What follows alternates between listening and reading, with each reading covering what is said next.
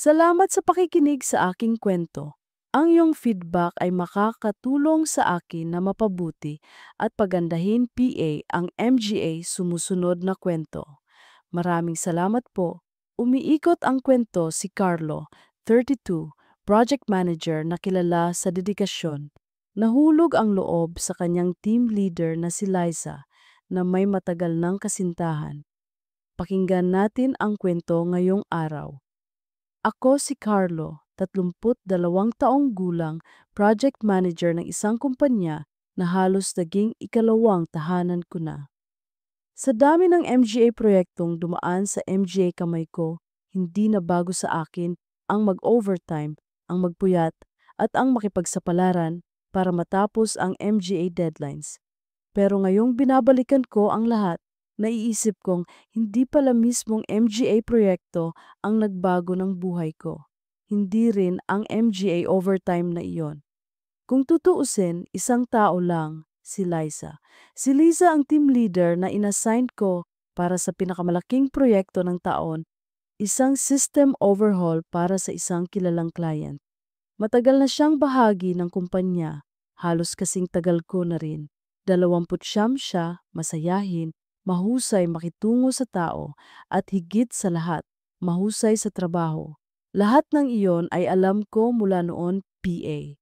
Pero ibang bagay ang makita mo ang isang tao sa gitna ng pagod 2:00 ng umaga. Sabay kayong nagkakape sa pantry at pareho kayong nagtatawanan sa gitna ng MGA spreadsheet at bug reports. Doon ko unang naramdaman na may kakaiba. Nagsimula ang lahat sa MGA gabing hindi inaasahan. Isang Biyernes, matapos ang mahabang araw ng meeting, nagpasya ang team na mag-overtime. Malapit na ang deadline at kulang PA kami ng maraming modules. Habang isa-isang umalis ang MGA tao pagpatak ng 9:00 ng gabi, naiwan kaming dalawa sa conference room. Nakakalat ang MGA laptop, naka-half empty na ang 3 tasa ng kape, at may pizza box na malamig na. Carlo, hindi ka PA ba uuwi? Sabado na bukas, biro ni Liza habang nagtatype. Hindi ako makakauwi nang hindi tapos to, sagot ko. Alam mo namang ayokong mabitin sa MGA gantong deliverable. Ngumiti siya. Pareho pala tayo. Tahimik kaming nagtrabaho ng ilang oras.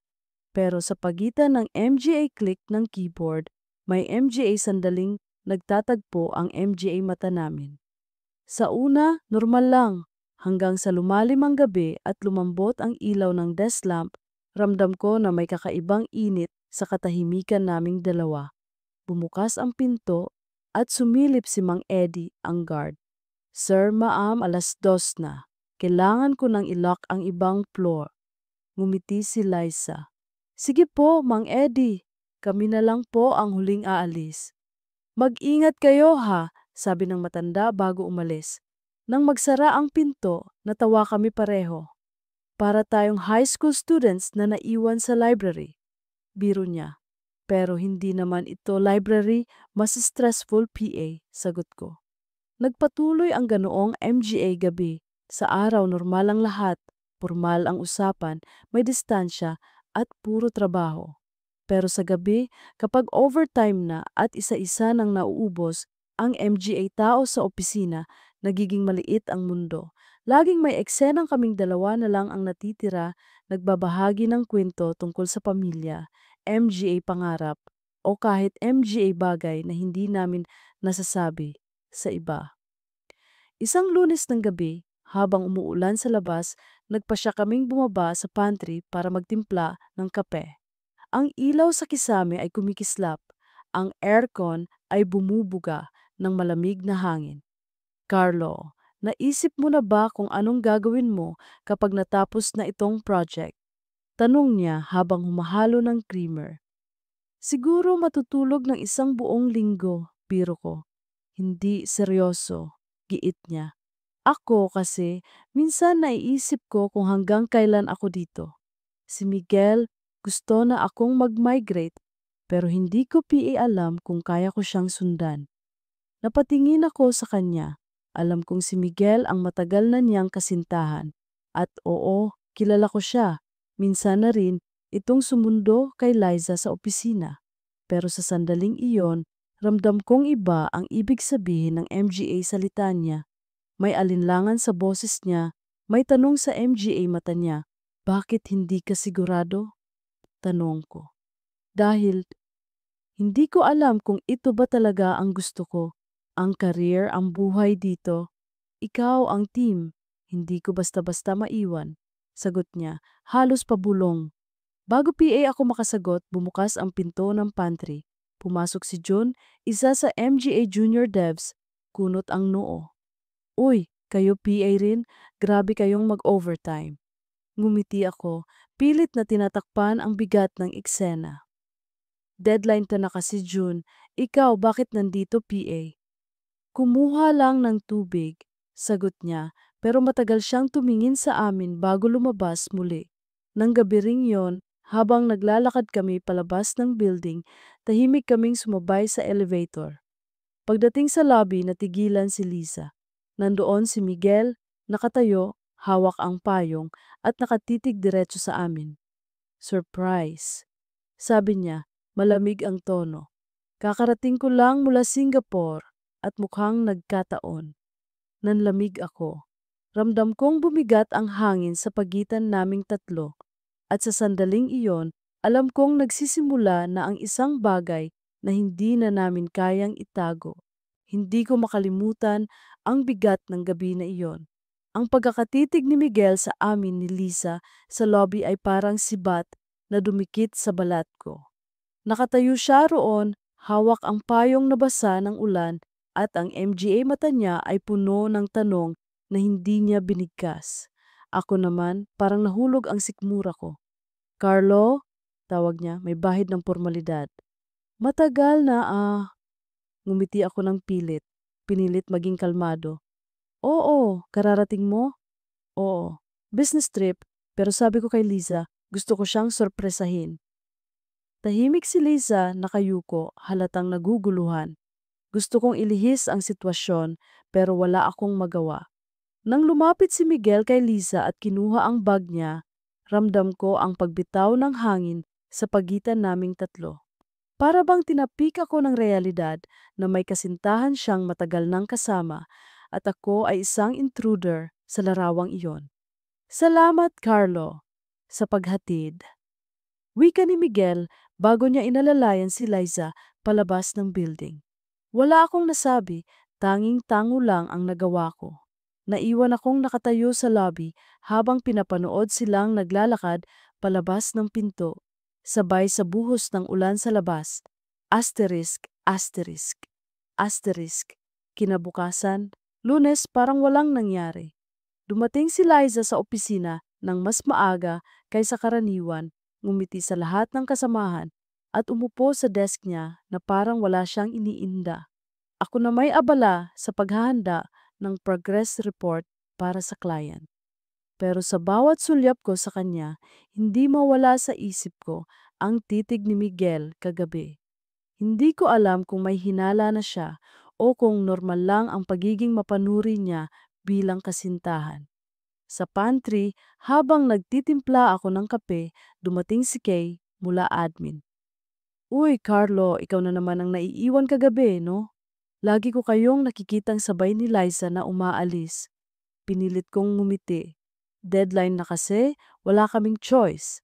Ngumiti siya, pero ramdam ko ang kuryosidad sa MGA mata niya. Sa desk ko, nadatnan kong may sticky note si Liza. Mamaya, usap tayo. Walang dagdag na salita. Nang binasa ko iyon, ramdam kong bumilis ang tibok ng puso ko. Asterisk, asterisk, asterisk. Dumating ang gabi at gaya ng inaasahan, kami na naman ang naiwan. Habang isa nang nag-log out ang MGA tao, ako at si Liza ay nanatili sa conference room.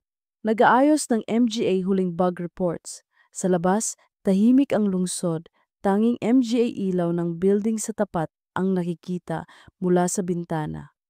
Pasensya ka na kagabi, bungad niya, hindi tumitingin sa akin. Wala yon, sagot ko, bagaman alam kong hindi totoo. Miguel, alam mong matagal na kami, hindi ko kayang biglain siya.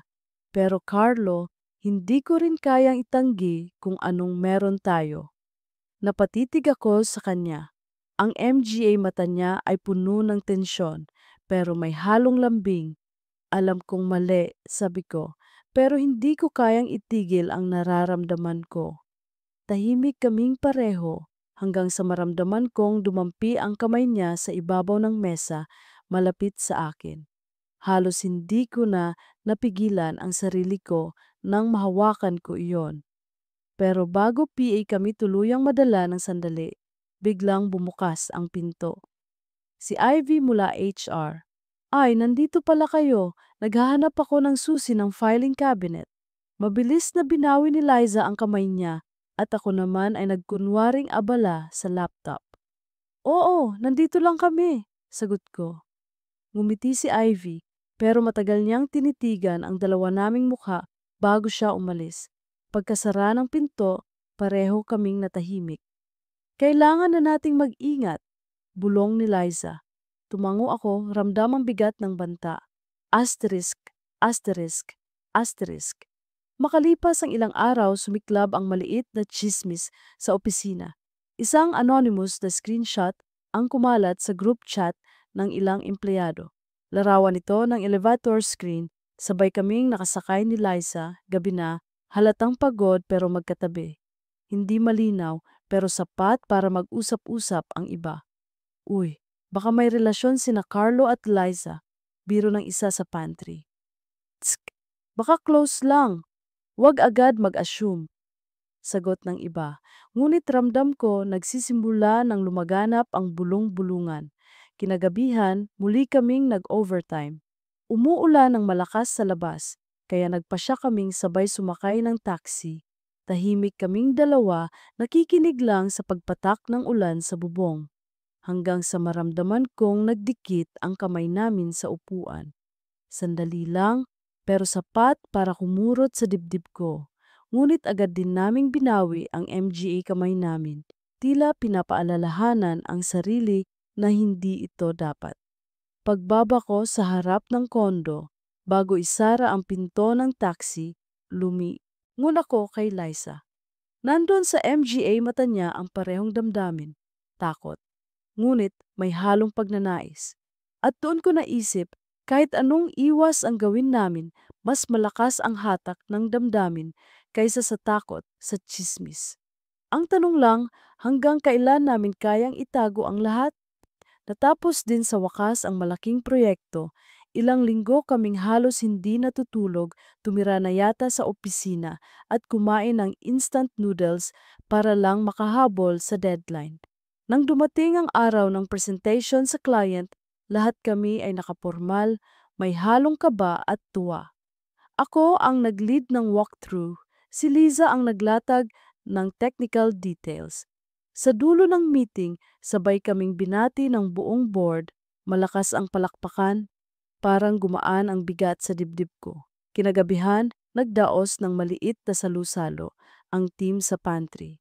May pizza, may soft drinks, may kantahan gamit ang maliit na Bluetooth speaker. Nasa isang sulok ako, pinagmamasdan ang lahat. Si Liza ay nakikipagbiruan kay June at sa iba pang developers, pero paminsan-minsan ay sumusulyap sa akin. Ang MGA tingin naming iyon ay para bang lihim na pag-uusap na walang ibang nakakarinig. Pagkatapos ng kasiyahan, isa-isang nagpaalam ang MGA tao. Naiwan kaming dalawa ni Liza sa rooftop, naghahanap ng sariwang hangin matapos ang maingay na gabi. Ang MGA ilaw ng syudad ay kumikislap at ang hangin ay may dalang amoy ng ulan. Tahimik kami sa una hanggang sa siya na mismo ang bumasag ng katahimikan. Carlo, kailangan na siguro nating maglayo. Mahina niyang sabi. Napatingin ako sa kanya. Bakit? Alam mong may kasintahan ako. Alam mong hindi tama to.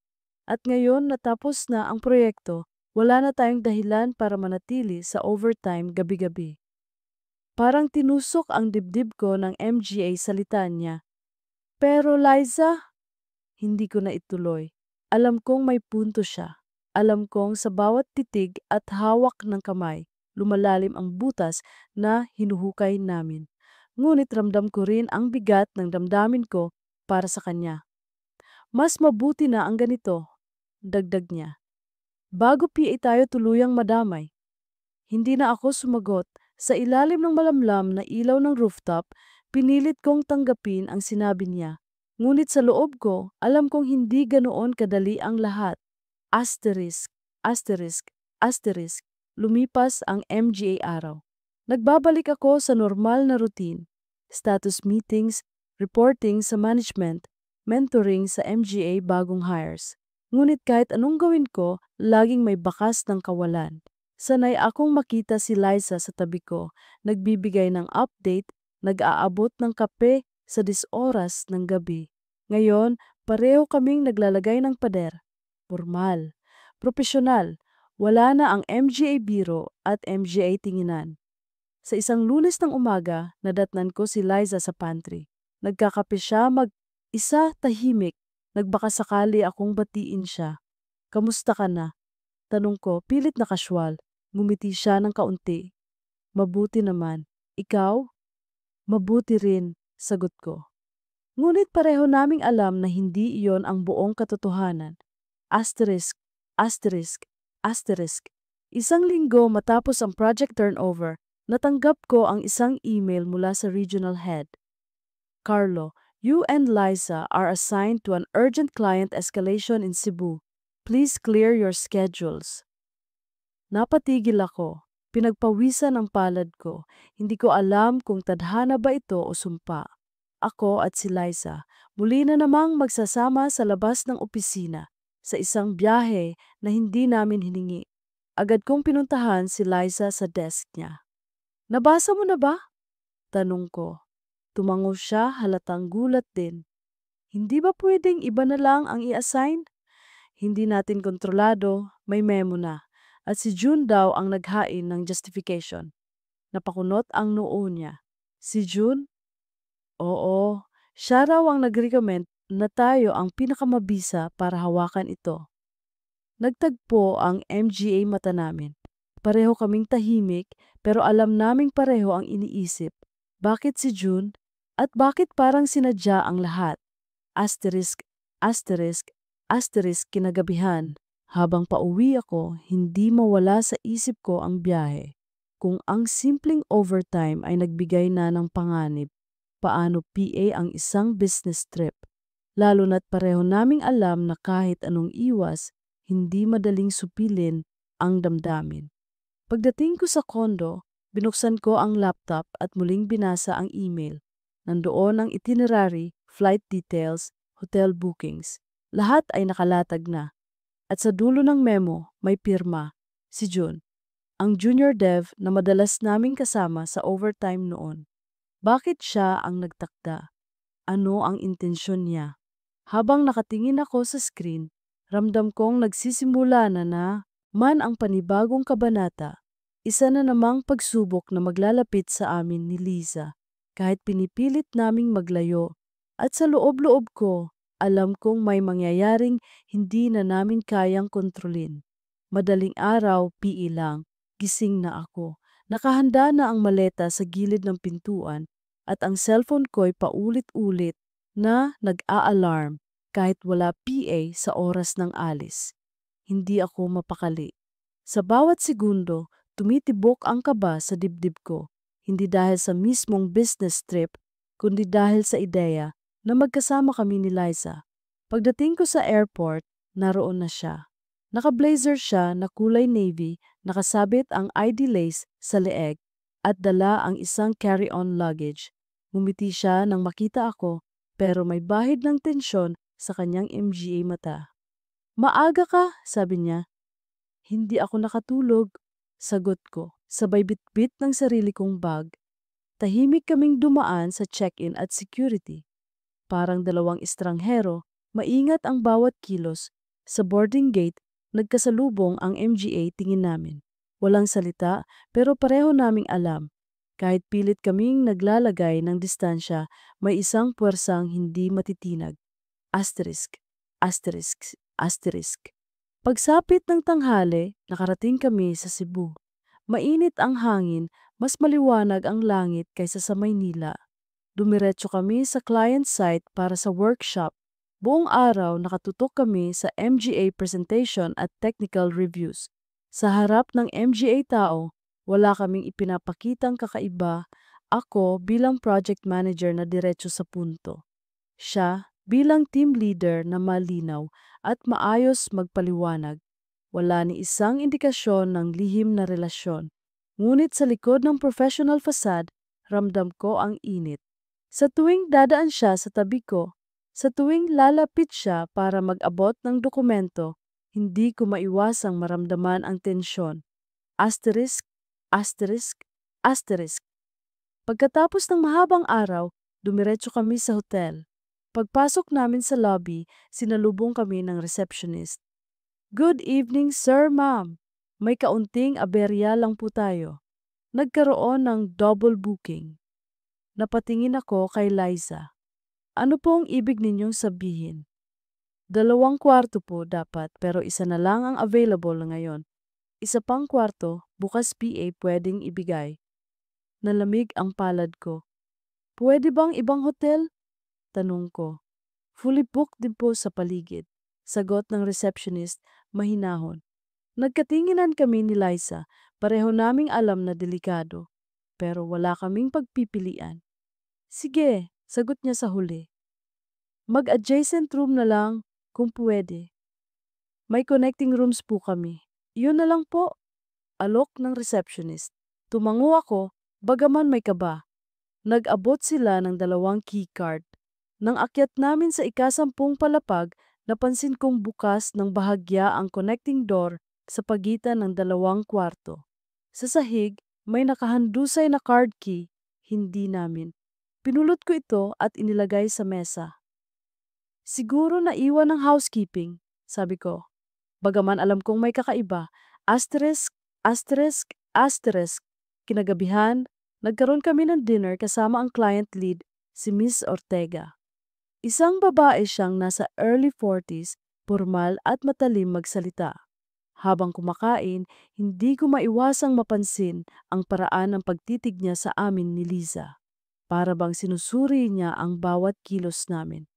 So, sabi niya habang nagbubuhos ng alak sa kanyang baso, matagal na kayong magkasama sa trabaho, Carlo at Liza. Oo, sagot ko, pilit na kalmado. Matagal na rin po, sanay na po kami sa isa't isa sa projects. Ngumiti si Miss Ortega, ngunit ang nangiting iyon ay parang may alam. That's good. Alam mo, mahirap makahanap ng tandem na may chemistry. Hindi lang sa trabaho, ha? Napatigil ako, nagkatinginan kami ni Liza, parehong walang masabi. Nagtuloy si Miss Ortega sa kwento tungkol sa kliyente, pero ang linya niya ay naiwan sa akin. May alam ba siya o sinusubok lang niya kami? Asterisk, asterisk, asterisk. Pagbalik namin sa hotel, ramdam ang bigat ng katahimikan. Binuksan ko ang kwarto ko at naroon PA rin ang bahagyang bukas na connecting door. Siguraduhin mong nakalakto. Sabi ni Liza, medyo kinakabahan. Tumango ako at isinara ito, pero bago ko PA mailak, napansin kong may markang gasgas sa gilid ng lock. Parang sinadyang buksan dati, pinili naming wag na munang pag-usapan iyon. Pumasok ako sa sariling kwarto, nagbukas ng laptop at sinubukang balikan ang notes mula sa workshop. Ngunit hindi ko maiwasang isipin ang susunod na mangyayari. Ang presensya ni Liza sa kabilang silid ay parang apoy na hindi ko maabot, pero alam kong nariyan. Bago matulog, humiga ako at pinikit ang MGA mata. Ngunit ilang minuto PA lang, narinig kong kumalansing ang knob ng connecting door. Bumukas ito ng kaunti, sapat para makita ko ang anino mula sa kabila. Tumigil ang oras. Hindi ko alam kung si Liza ba iyon o may ibang tao. At sa sandaling iyon, naramdaman kong may paparating na hindi na namin kayang pigilan. Nagising ako sa tunog ng malakas na ulan na tumatama sa bintana ng hotel room. 11:00 na ng gabi pero hindi ako makatulog. Nakaupo ako sa gilid ng kama, nakatitig sa connecting door na kanina PA bahagyang nakabukas. Hindi ko alam kung sinadya ni Liza or hindi, pero malinaw sa akin na may naghihintay sa kabilang panig. Lumapit ako dahan-dahan at nang buksan ko ng tuluyan ang pinto, naroon siya, nakaupo sa gilid ng kama, hawak ang telepono at nakatingin sa sahig. Nang makita niya ako, nagulat siya pero hindi niya isinara ang pinto. Tahimik lang kaming nagtagpo ng MGA mata. Walang salita, ngunit ramdam ko ang bigat ng lahat ng pinipigilang damdamin. Hindi ako makatulog. Mahina niyang sabi, "Pareho tayo." Sagot ko. Lumapit ako at sa katahimikan ng kwarto na tanging patak ng ulan ang saksi, naglapit ang aming MGA labi. Sa simulay marahan, tila sinusukat kung dapat bang ituloy pero mabilis ding nilamon ng init ang lahat ng alinlangan. Ang MGA kamay namin ay parang hindi na mapigil. Bawat kilos ay sabik, bawat halik ay puno ng pagnanasa at takot. Nang gabing iyon, sa kwartong dapat ay pahingahan lamang, sumiklab ang apoy na matagal nang tinatago.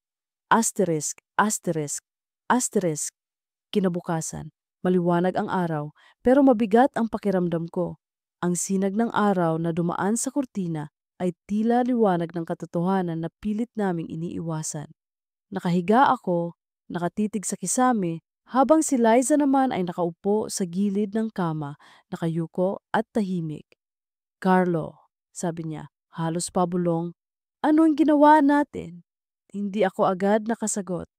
Alam kong mali, pero alam ko ring totoo ang nararamdaman ko. Huminga siya ng malalim at tumingin sa akin, puno ng luha ang MGA mata. "Paano na si Miguel? Paano ang trabaho natin?"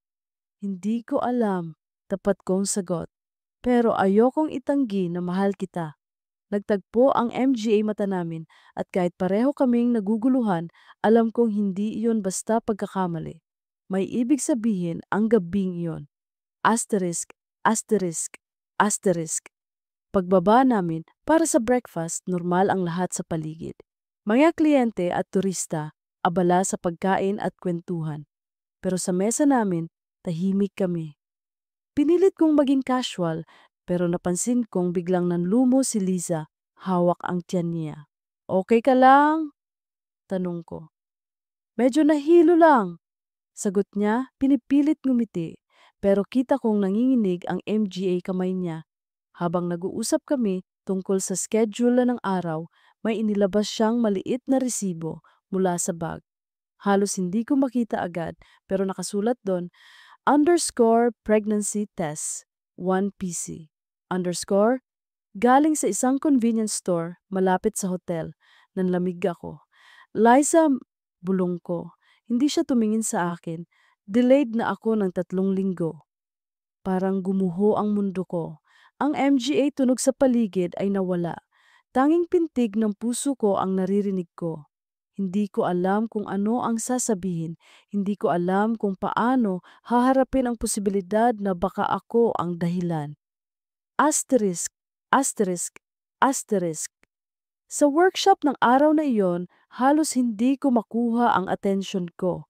Habang nagsasalita ang MGA kliyente, habang ipinapaliwanag ni Liza ang system design, ang utak ko'y umiikot lang sa isang tanong, _.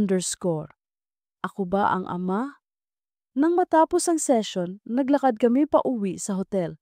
Tahimik ang kalsada, ngunit sa loob ko, bagyo ang namumuo.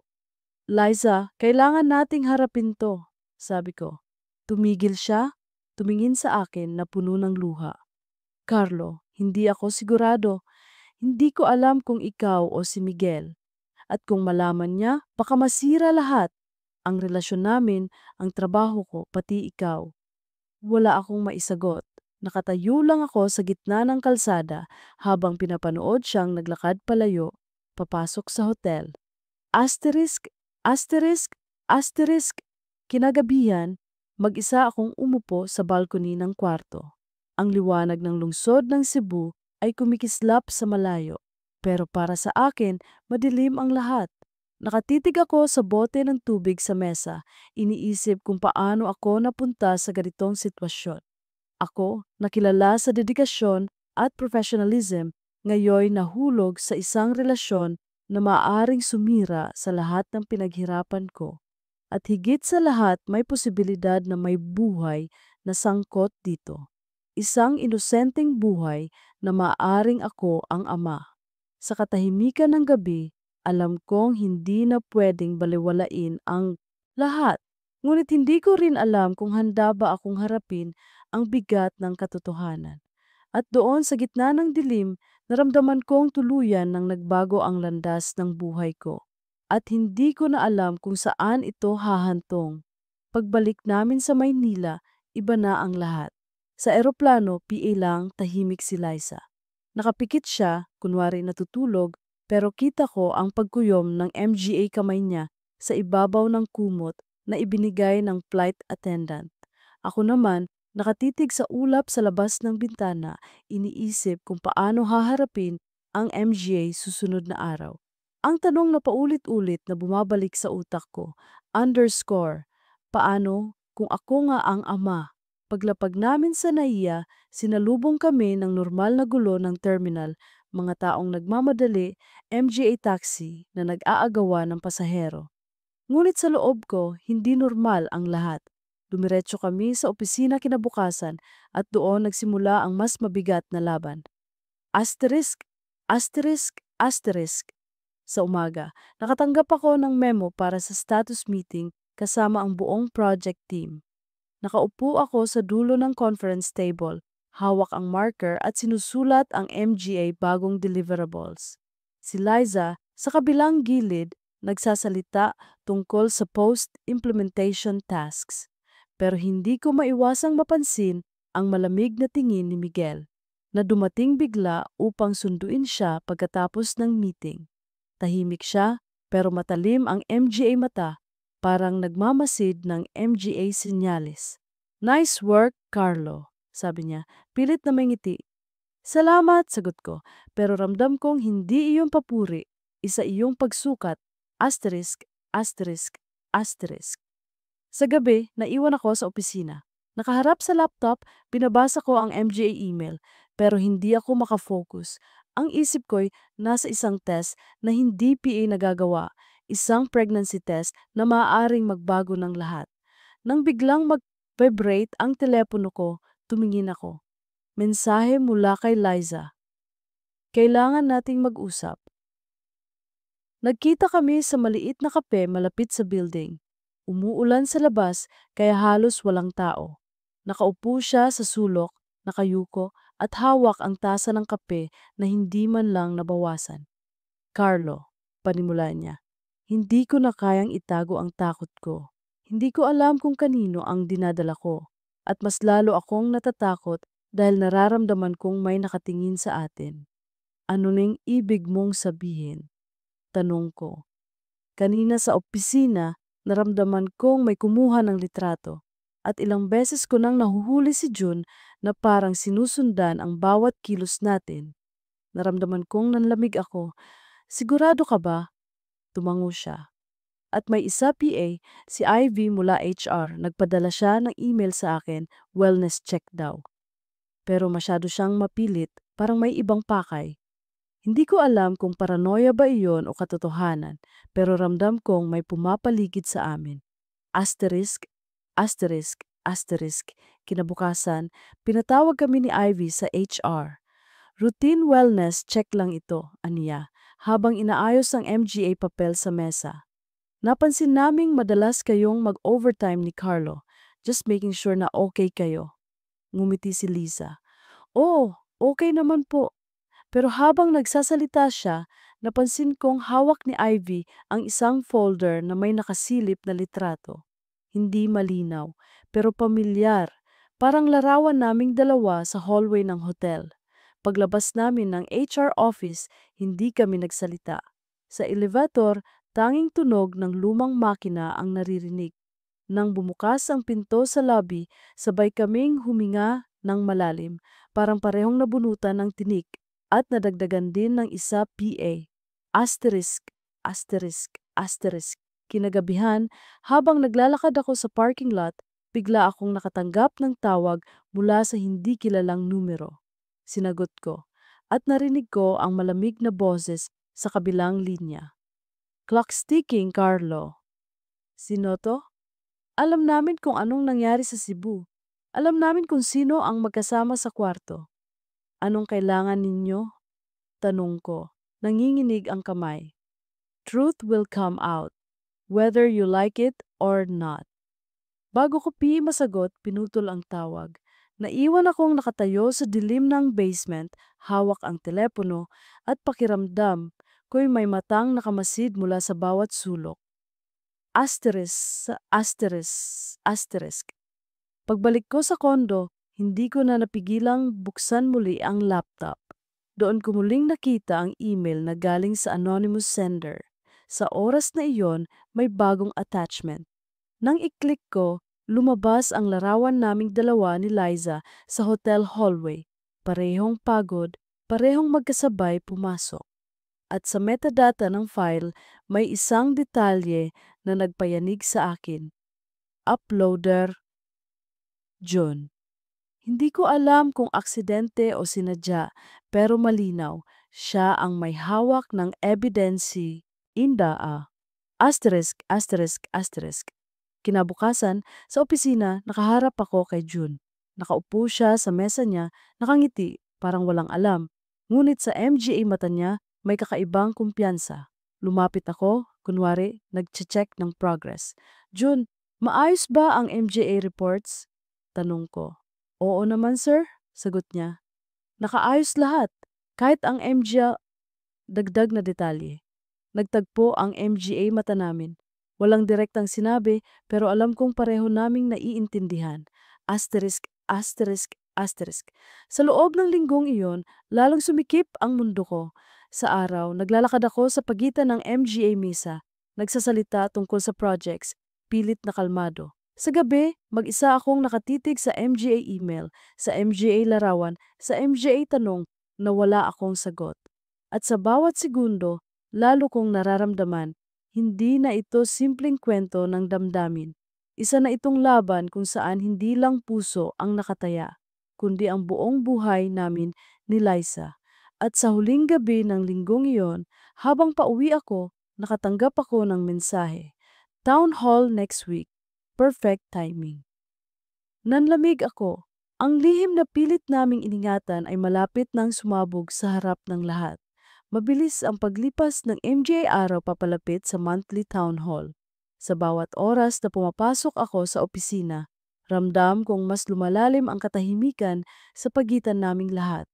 May MGA bulungan, may MGA sulyap na pilit ikinukubli ng MGA kasamahan at ako. Nakapako ang dibdib sa kaba na anumang oras pwedeng lumabas ang katotohanan. Lunes ng umaga, abala kami sa paghahanda ng proposal para sa bagong kliyente. Normal ang lahat sa paningin ng iba, pero sa loob ko, hindi ako mapakali. Sa pantry, nakasalubong ko si Miguel. Nakakunot ang noo niya, hawak ang cellphone. Carlo, aniya, malamig ang boses. Pwede ba tayong mag-usap? Agad akong kinabahan. Sige, ano yon? Hindi dito. Humakbang siya palapit. Mamaya sa parking, tumango ako, walang nagawa. Ramdam kong may mabigat na mangyayari. Asterisk. Pagsapit ng tanghali, bumaba ako sa basement parking. Nandoon si Miguel, nakasandal sa kanyang kotse, nakapulupot ang MGA braso. Tahimik akong lumapit. Diretsuhin nakita, Carlo, panimula niya. Napapansin ko ang pagiging malapit mo kay Liza. Alam ko kung gaano siya ka-dedicated sa trabaho, pero iba ang kutob ko. At ayokong ako PA ang huling makaalam. Huminga ako ng malalim. Miguel, wala kang dapat ipag-alala. Pinutol niya ako. Huwag mo akong gawing tanga. May MGA litrato akong nakikita. May MGA tao akong nakakausap. Hindi ako bulag. Nang MGA sandaling iyon, para akong nalaglag sa bangin. Hindi ko alam kung anong litrato ang tinutukoy niya, pero malinaw na may umaabot na sa kanya. Bago siya sumakay ng kotse, Tumingin siya ng diretso sa akin. Kung may ginagawa kayong hindi dapat, titiyakin kong matatapos ito. Ilakam, asterisk, asterisk, asterisk. Kinagabihan, nag-overtime ako sa opisina. Tahimik na ang paligid, tanging ilaw ng desk lamp at kaluskos ng papel ang naririnig. Dumating si Lisa, dala ang ilang folder. Narinig kong kinausap ka ni Miguel. Aniya halatang nag-aalala. Oo, sagot ko, mahina ang boses. Parang may hawak na siyang ebidensya. Umupo siya sa tabi ko, itinago ang mukha sa kanyang MGA palad. Carlo, hindi ko na alam ang gagawin. Gusto kong protektahan ka, pero hindi ko rin kayang iwan si Miguel ng biglaan. At higit sa lahat, tumigil siya, nanginginig ang boses. Nandito pa yung tanong kung sino ang ama ng dinadala ko. Tumahimik ako. Tanging ugong ng aircon ang pumapagitna sa amin. Gusto kong yakapin siya, ngunit alam kong hindi iyon ang tamang sandali. Asterisk, asterisk, asterisk. Martes ng umaga, habang nasa gitna kami ng meeting, biglang nanlumo si Liza. Hawak niya ang kanyang tiyan at bago PA siya makapagsalita, bumagsak siya sa sahig. Nagkagulo ang lahat. Ako mismo ang sumalo sa kanya at agad kaming dinala sa pinakamalapit na ospital. Sa ER, mabilis siyang inasikaso ng MGA doktor. Ako, nakaupo sa waiting area, pawisan at nanginginig. Dumating si Miguel, hingal at galit. Nasaan siya? Sigaw niya. Sa loob, sagot ko. Tiningnan niya ako ng masama. Kung may masamang mangyari sa kanya, Carlo, ikaw ang mananagot.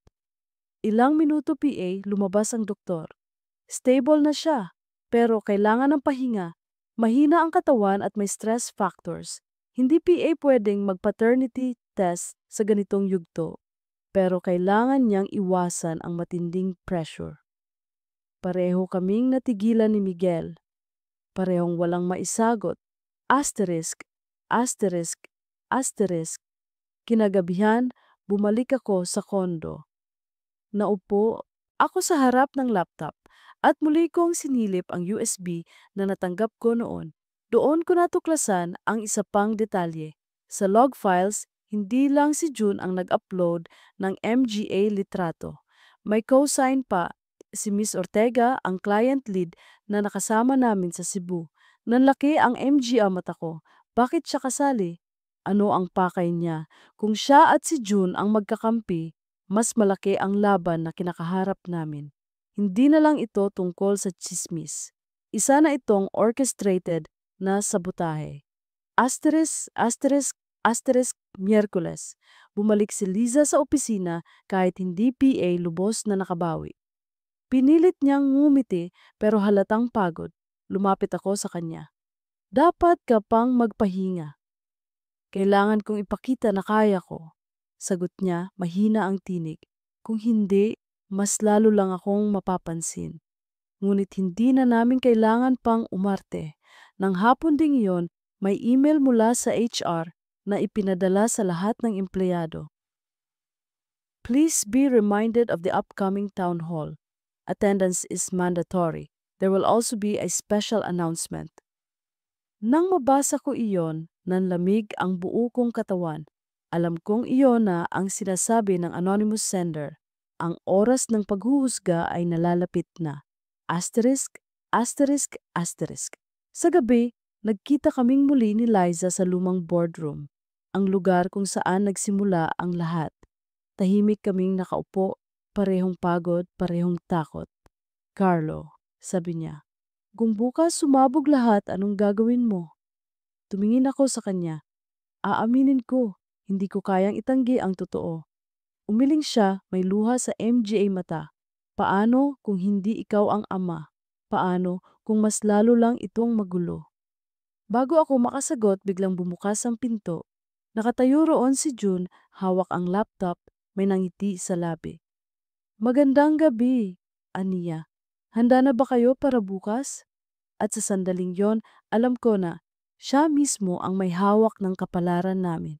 Town Hall Day, maaga PA lang, Puno na ng ingay ang opisina, mga taong nag-aayos ng presentations, HR na abalang naghahanda ng attendance sheets, at MGA empleyadong nagsisiksikan sa malaki at maliwanag na hall. Sa labas, tila ordinaryong araw lang ito, pero sa loob ko, parang may bomba na sasabog anumang oras. Nasa gilid ako ng stage, hawak ang laptop at cue cards, kunwari abala sa technical run. Si Liza nakaupo sa harap kasama ng ibang team leads, maputla, pero pilit na nakangiti. Si Miguel, naroon din, tinawag bilang guest ng isa sa MGA managers, at ang MGA mata niya hindi umaalis kay Lisa. At doon ko siya nakita. Si June nakatayo sa likod, hawak ang laptop, tila isang maestro na nag-aabang ng tamang sandali para itulak ang musika ng pagkawasak. Asterisk, asterisk, asterisk, nagsimula ang programa. Isa-isang umakyat ang MGA executives para magbigay ng update. May MGA graphs, may MGA papuri, may MGA plano para sa susunod na quarter. Normal sa lahat ng nakikinig. Pero ako hindi makapag-concentrate. Sa bawat click ng mouse, sa bawat paglipat ng slide, iniisip ko. Underscore, dito na ba lalabas ang lahat? Nang tawagin ang pangalan ni Lisa para magbigay ng report tungkol sa project, tumayo siya, hawak ang folder at lumapit sa podium. Nakatitig ako sa kanya. Kita kong nanginginig ang kamay niya pero malinaw ang boses sa unang MGA pangungusap.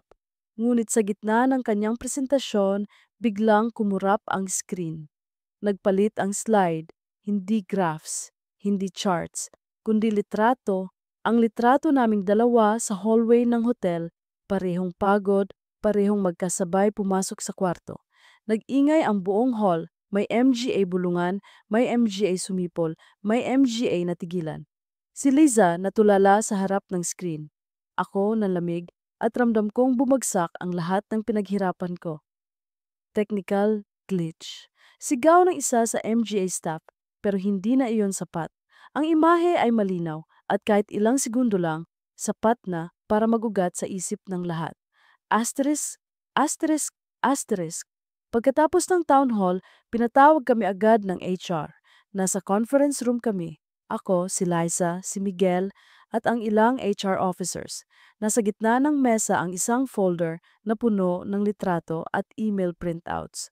Mara, Liza, bungad ng HR head, may MGA ebidensya kaming natanggap tungkol sa hindi tamang relasyon sa loob ng kumpanya. Kailangan naming marinig ang paliwanag ninyo. Tahimik si Liza nakatingin sa sahig. Ako naman huminga ng malalim. Ako na ang aamin, totoo ang nakita ninyo. Ako at si Liza nagkaroon kami ng relasyon. Nag-angat ng tingin si Miguel, puno ng galit. Akala ko trabaho lang ang lahat ng ito. Carlo, pinagtaksilan mo ako. Pasensya na, sagot ko. Halos hindi na marinig. Wala akong intensyon na saktan ka. Pero nangyari na. Si Liza sa wakas nagsalita. Hindi ko rin inasahan. Pero totoo ang lahat. At higit PA roon, tumigil siya, halos hindi makahinga. Buntis ako. Nagkaroon ng katahimikan. Ang MGA HR officers nagkatinginan. Si Miguel nanlaki ang MGA mata. Ano? Hindi ko alam kung sino ang ama, dagdag ni Liza umiyak na. Asterisk, asterisk, asterisk. Sumabog ang tensyon.